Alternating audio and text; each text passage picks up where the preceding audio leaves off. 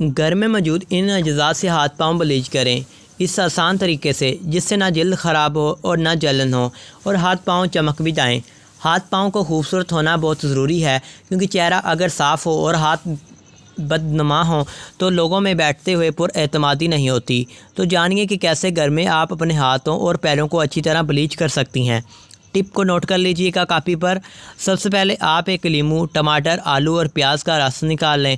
آلو اور ٹماٹر میں بلیچنگ خصوصیات پائی جاتی ہیں اور لیموں میں ایسٹک ایسڈ، جبکہ پیاز رنگ نکھارنے میں مدد دیتی ہے۔